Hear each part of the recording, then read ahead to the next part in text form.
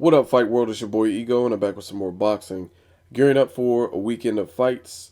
Upcoming fight, Jesus Soto Karass versus Andre Berto. Looking forward to this fight.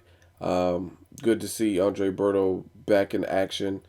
He had a tough fight with Robert the Ghost Guerrero, and I'm anxious to see what he looks like in this upcoming fight. So, as you guys can see in the picture, Andre Berto looks like he's in tremendous shape. Looks really shredded. Um, in the sport of boxing, being buff and shredded doesn't translate to victories. So that's one thing to keep in mind. But it is good to see that he's in shape. If he's in shape, that hopefully means he's had a good training camp. I believe he's also training with Virgil Hunter now, and I'm anxious to see what that tandem looks like, them two together.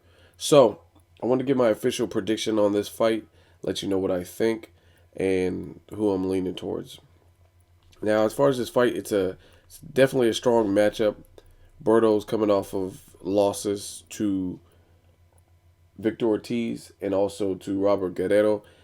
In the Robert Guerrero fight, he had a long layoff, I think like 15 months, based on the testing positive for banned substance PEDS scandal.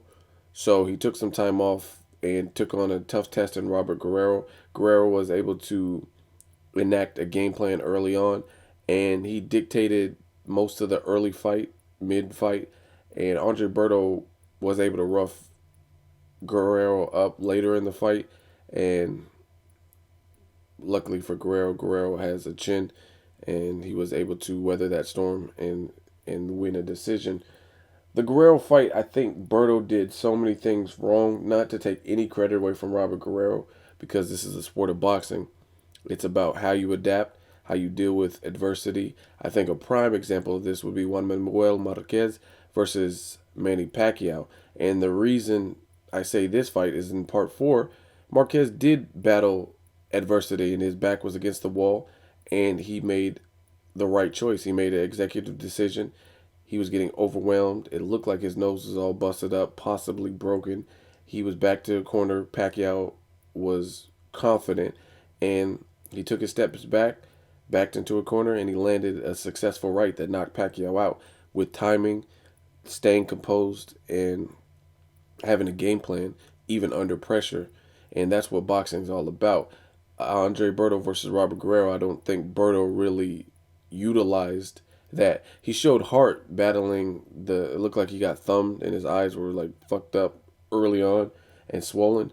But it looked like it took some rounds for him to gain his composure. Luckily, he didn't get knocked out or anything like that because it looked like he was hurt earlier in the fight. But it took probably too long, too little, too late before he started like fighting back really against Robert Guerrero. And like I said, it's all about the adjustments you make. Robert Guerrero seen an opening, he took it, and he pressed and he smothered and he bullied Berto, who was considered the bigger fighter in terms of size and force and power at welterweight. So props to Guerrero for finding an opening, exposing it, and not really letting Berto have any room.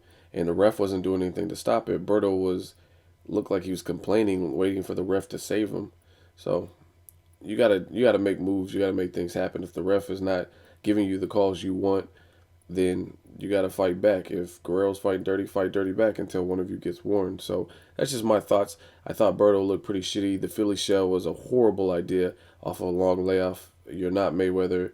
So coming out in the Philly shell was just ignorant against a southpaw on top of out of all the people you could have come and did the Philly shell on, you did it against a fucking southpaw. Like, how stupid is that?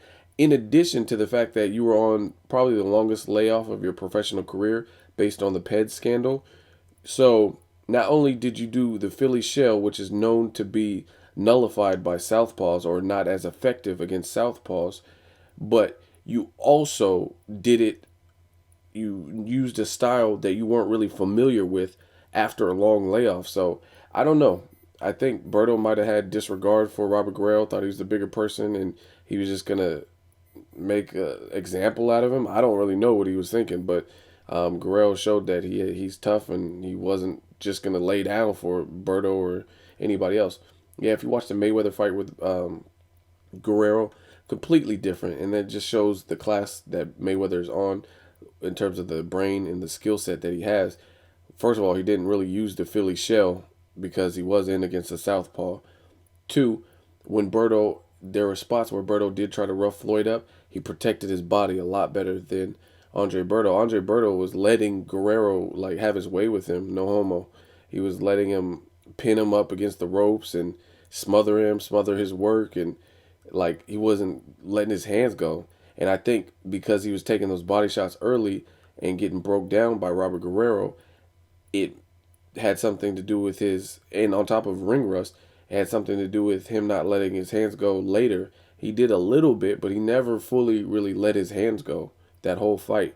In spots he did, like he would have like little bursts of energy, like ah, ah, ah, and then that was it. So anyway, enough about Guerrero Berto. Berto versus Jesus Soto Karass, like I said, for various reasons I like the matchup. Berto is coming off losses, and he's at a crossroad in his career. If he doesn't do good in this fight, um, you can pretty much write him off as a gatekeeper. He's no longer the Berto that was explosive, the undefeated fighter.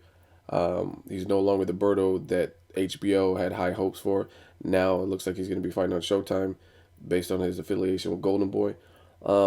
So he'll pretty much become a gatekeeper. He really needs this to stay alive. He needs to have a really good, strong showing against a tough person like Soto Karass. Now, Soto Karass, he has a monster chin. Let's start off with that. Monster chin, pressure style.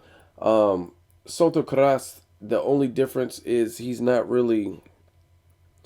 He has kind of like a Brandon Rios type style, but I think Brandon Rios cuts off the ring better. They both have monster chins, and Soto Karass I don't think has the most pop. He's just relentless, and he keeps coming and keeps coming. So he can make anyone's night a challenge for that reason. And I think he has a pretty tall frame, and he's been in there with some quality opposition, so he does have experience. Soto Karass is also a fighter that's not going to lay down aside from his chin, because he's at a crossroads in his career as well. In his last 8 fights, I believe he lost 5 of those fights. He lost to Mike Jones twice. He was TKO'd by Gabriel Rosado, who's building up a name. He was TKO'd against Marcos Maidana 2 fights ago in the 8th round. That was a great fight. And most recently, he won one fight against Celtic Iden, who had already lost to Robert Guerrero. So to me, the fight it's intriguing for different reasons. In terms of skill set, I would say Berto definitely has a speed advantage, power advantage, and I would say Berto was probably the favorite. But Berto didn't look great in his last fight. He looked like he had ring rust. He got thumbed in his eye. He was possibly on steroids prior to last fight. So I don't know how he's going to look. So it's intriguing for that reason. And Jesus Soto Karass, I'm anxious to see how motivated he is. Again, he lost to Marcos Maidana 2 fights ago, and he looked good against Celtic Iden. But to me, it's a solid win for his resume, and it was a much needed win for Soto Karass's resume.